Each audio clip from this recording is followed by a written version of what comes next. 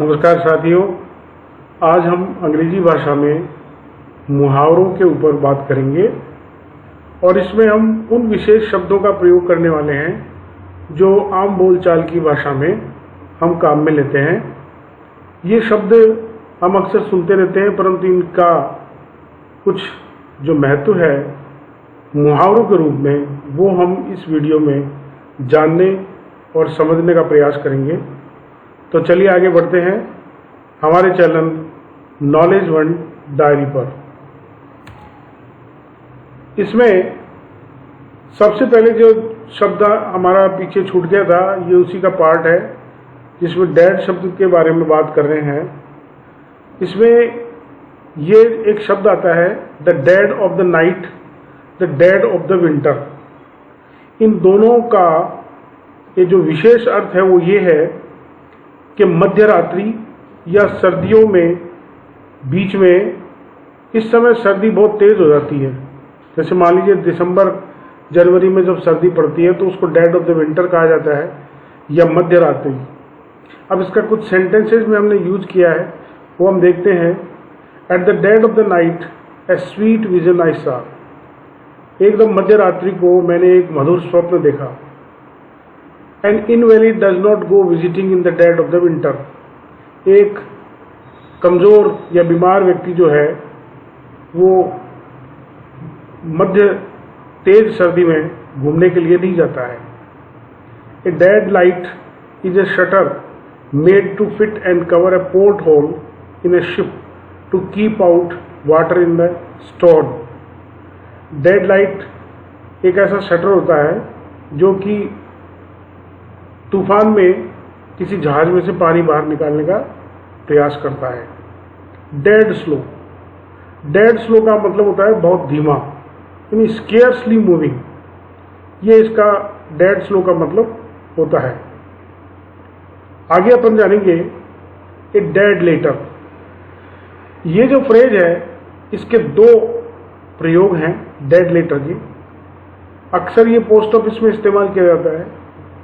A law which has fallen out of use and is no longer enforced।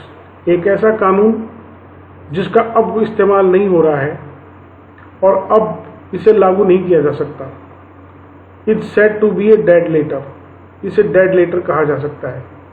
जैसे अपन को पुराने कानून की बात करते हैं तो वो डेड लेटर हो जाएगा, परंतु वो कानून अब इस्तेमाल यानी प्रयोग में नहीं लाया जा रहा हो। अब इसका जो है वो अर्थ मतलब अब इसका प्रभाव नहीं होता है। दूसरा इसका प्रयोग है, अब इसका प्रयोग देखिए वाक्य में लिखा हुआ है कि several enactments still on statute book are now a dead letter. कि कानून की किताब में कुछ ऐसे कानून हैं जो अब डेड लेटर के रूप में है। दूसरा इसका प्रयोग है कि ये letter which lies in the post office because the addressee cannot be found। एक पत्र जो पोस्ट ऑफिस में पड़ा हुआ है इसलिए कि जिसके ऊपर इसका पता लिखा हुआ है वो मिला नहीं है तो उसे डेड लेटर कहा जाता है। ये क्या होता है कि after a certain time called a dead letter, इसको एक निश्चित समय बाद में डेड लेटर कहने लग जाते हैं और इसे जनरल पोस्ट ऑफिस के एक विशेष विभाग में भेज दिया जाता है जहां पर इसे खोला जाता है और बाद में जो लेखक है जिसने पत्र लिखा है उसके पास भेज दिया जाता है। और अगर मान लीजिए लेखक के पास नहीं भेजा जाता है तो इसे डिस्पोज ऑफ कर दिया जाता है, यानी जला दिया जाता है या नष्ट कर दिया जाता है। तो डेड लेटर के दो अर्थ अपन ने देखे, एक तो कानून के संबंध में, वो कानून जो अब प्रयोग में नहीं आ रहा है, और एक वो पत्र जिसका मालिक जिसको भेजा गया है वो नहीं मिला है तो या तो उसको लेखक जो लिखा है उसको जिसने पत्र लिखा है उसको भेज दिया जाता है या उसको पोस्ट ऑफिस के द्वारा नष्ट कर दिया जाता है। The department of the general post office which deals with dead letters is called the dead letter office. General post office का वह विभाग जो डेड लेटर्स के साथ में जो डेड लेटर्स को संभालता है उसे डेड लेटर ऑफिस कहा जाता है। अब अपन आगे देखने वाले हैं डेड मार्च। डेड मार्च का प्रयोग उस यात्रा के लिए किया जाता है जब एक गम की धुन बजाते हुए और हम लोग फ्यूनरल की तरफ किसी का अंतिम संस्कार करने के लिए जा रहे हैं। ये विशेष रूप से जो डिस्टिंग्विश्ड पर्सन होते हैं उन्हीं के लिए ही ये डेड मार्च किया जाता है। तो ये ध्यान रखने की बात है, क्योंकि आमतौर पर संगीत बजाया नहीं जाता है। तो जो संगीत बजता है वो दुखपूर्ण संगीत होता है। डेड अलाइव, डेड अलाइव का मतलब होता है कि रियली एक कंपाउंड वर्ड। अब देखिए इसमें ये दो शब्द जुड़े हुए हैं, एक तो हाफ डेड और हाफ लिविंग, आधा मरा हुआ और आधा जीवित। इस प्रकार से ये डेड अलाइव शब्द होता है।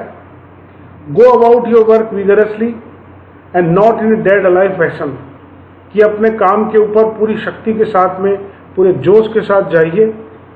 आप ऐसे नहीं कि अधमरे के रूप में आप जाओ, इस तरीके से आपको नहीं जाना है। डेड एंड गॉन, ये जो फ्रेज है ये उस व्यक्ति के लिए लागू होता है जो अभी कुछ समय पहले ही मरा है, उसके लिए अपन डेड एंड गॉन का इस्तेमाल करते हैं। The man you ask about has been dead and gone some years, जिस व्यक्ति के बारे में आप पूछ रहे थे वो अभी हाल ही में उसकी मृत्यु हुई है। इस संदर्भ में डेड एंड गॉन का प्रयोग अपन करते हैं। अब आ रहा है to leave a man for dead, किसी व्यक्ति को मरा समझ करके छोड़ देना। Is to believe that he is dead, ये मानते हुए कि वो मर गया है और ऐसा विश्वास करके हम उसे छोड़ देते हैं। जैसे the robbers beat him and left him for dead, कि डाकुओं ने उसे पीटा और मरा समझ करके छोड़ दिया, तो उसको कहा जाता है to leave a man for dead. Manoj was left for dead on the battle field but he revived, कि मनोज जो था युद्ध के मैदान में लगभग मर गया था परंतु बाद में उसमें जान वापस आ गई। To strike a man dead, एक मरे हुए आदमी को पर प्रहार करना, इसका मतलब होता है to strike a living man and kill him with blow, के एक जीवित व्यक्ति के ऊपर प्रहार करना और उसे मुक्कों से मारना, ये इसका मतलब होता है। तो ये था साथियों हमारा डेड के ऊपर विशाल एक अर्थ था जो हमने मुहावरों के रूप में इसमें समझा। Thank you. आप इसी प्रकार से और इंटरेस्टिंग वीडियो के लिए हमारे चैनल नॉलेज वन डायरी पर बने रहें।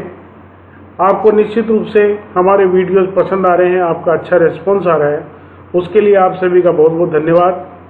तो देखते रहिए चैनल नॉलेज वन डायरी।